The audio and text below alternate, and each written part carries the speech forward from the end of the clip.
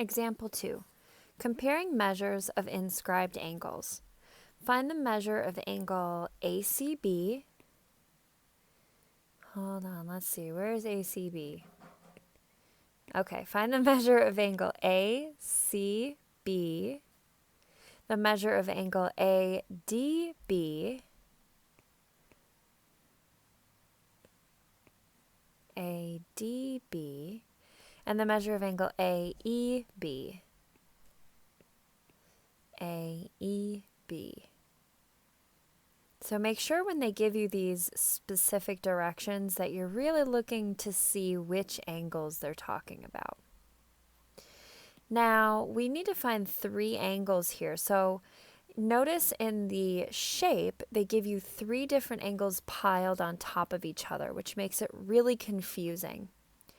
So that's why I highly recommend that if you do these, when you do these examples or when you do these practice problems, if you use Active Inspire or if you use, if you do them on paper or a whiteboard, that you highlight or that you draw pieces of the circle at a time so that you know which part you're focusing on at each time. So it'll make more sense when I explain it in detail here.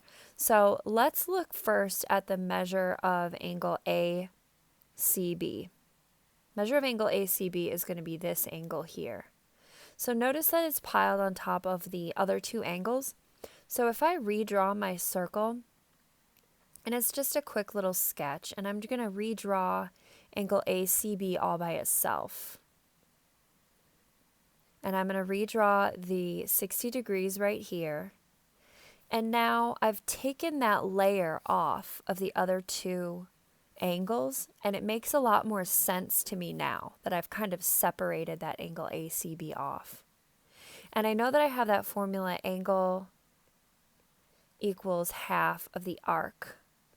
So if I'm looking for angle ACB, I know that it's half of the arc, and the arc is 60.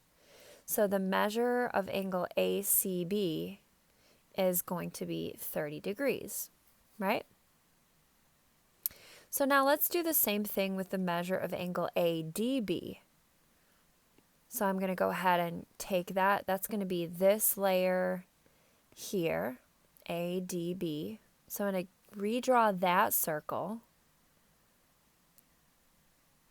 And ADB is about right here. And notice it's not like the most beautiful sketch, but it just makes a lot more sense to me when I redraw it away from the other angles.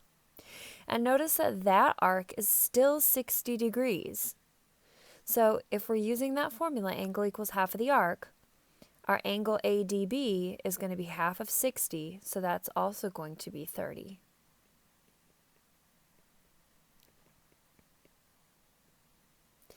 And then the very last one is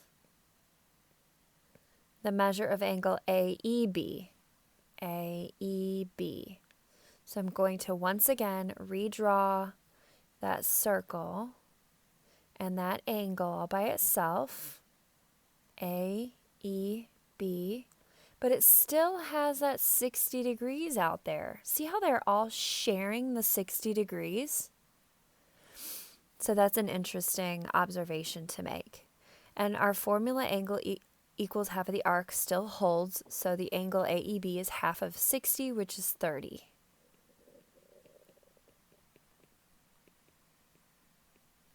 So we can come to the conclusion here that when our angles share the same arc, they also have the same angle measure. So this was 30, this was 30, and this was 30, all because they shared the same arc of 60.